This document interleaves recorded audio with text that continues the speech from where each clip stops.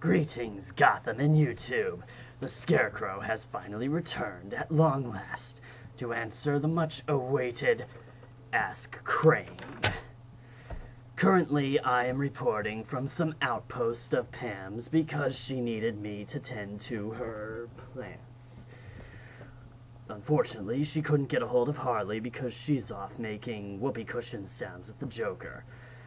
And she also promised that if I take good care of them, she'll give me the flowers I need to make more fear toxin. Of course, Scream Queen did have to light that pitcher plant on fire or it would have eaten me, but that's understandable, right? Anyway, on to the questions. Question 1, from Line Samurai 7. Dear Dr. Crane, I have a terrible fear that I deal with on a daily basis. How can I overcome it?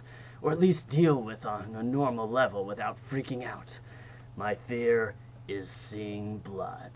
Not because I'm afraid of pain that comes with the cause, or because the sight of it frightens me, but because I don't like how I act. Or better yet, I'm horrified of how I act when I see it. My other personality likes to come out, and when I see the sight of blood, a very disturbed, twisted, cold side, she likes to see more of the blood. She likes to think of terrible things, sinful things. I fight a battle every day with her, keeping her inside and locked away with many mind barriers. But I'm scared she's getting stronger and I'm getting weaker. I feel I'm losing myself. I'm losing a war. Any advice?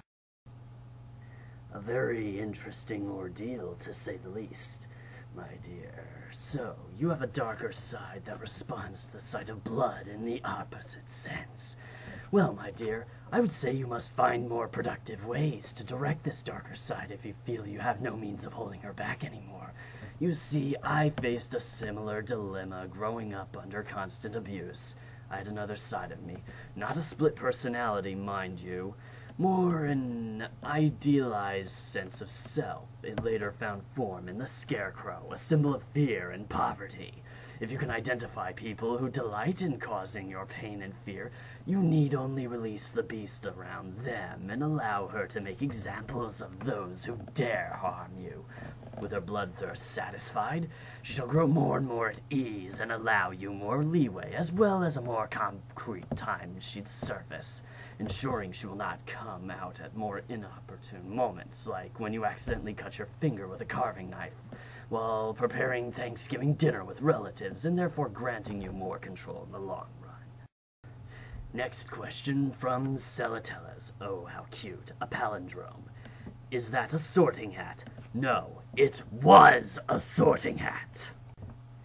The next question is from Sweet Little Mystery. Dear Crane, why does your mask look sad? Rorschach's mask looks like a cloud. Smiley face. Well, the answer is quite simple. If I made it look happy, I'd have a much harder time scaring people. And I'm not the master of joy, I'm the master of fear. Next one is from Prometheus 2025. I need help. Don't we all? My woman has been having bad dreams, and she would not talk to anyone else but me about them. You see, she's very sweet, loving, and knows how to make me happy. But in these dreams of hers, she said she's been hurting her family and other people in the most evil and sadistic ways. She did admit that her parents were mentally and physically abusive, mainly her father. When she's awake, just the thought of it horrifies her. She wants to remain anonymous and get her head straight. I'm very worried about her. Well, Prometheus, regarding the matter of you being worried and her wanting to get her head straight, allow me to ask you, why? Sounds like she's already well on the way to curing her obvious family issues. I mean, look how well doing that turned out for me. This next one's from Two-Face. Can you team up with me to take on the Joker? Tell you what, Harv, why don't you flip on what you want to do with him and then I'll decide. Next one. Scarecrow, are you gay? Question mark, question mark, question mark.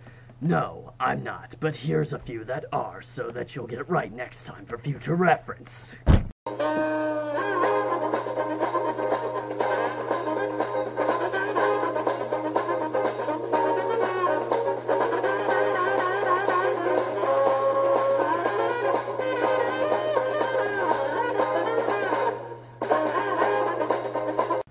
Now that we're back on more civilized matters, esteemed Dr. Crane, a man of your intelligence and experience must know how hard it is to make a name for oneself in today's society as a villain.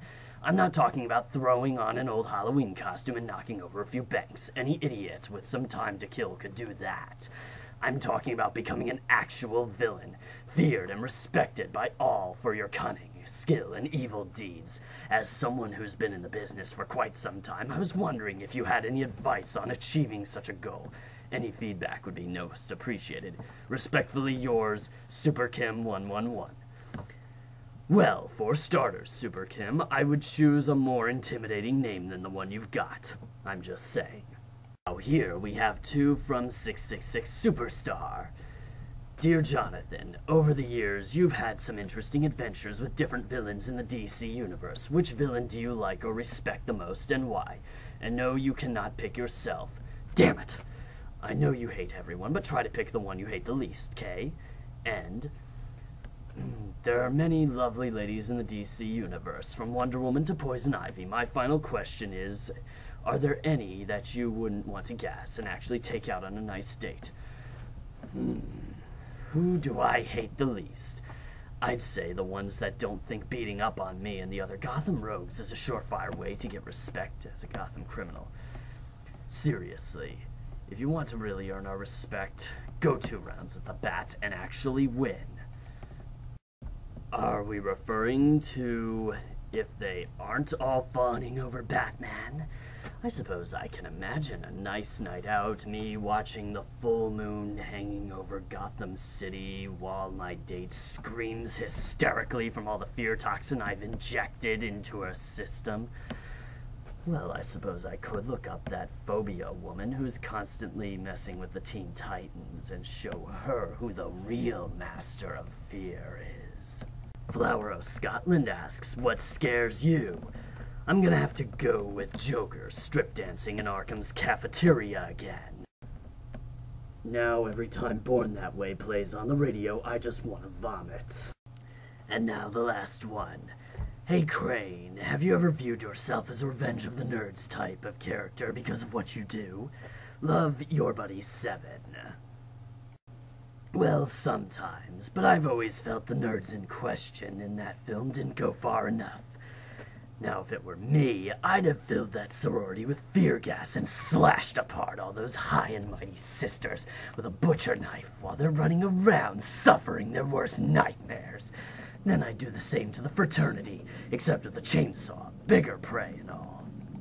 And thus concludes our first session of Ask Crane. Be sure to keep sending them in, and I may respond again. Until next time, this is YouTube, and I am the Scarecrow.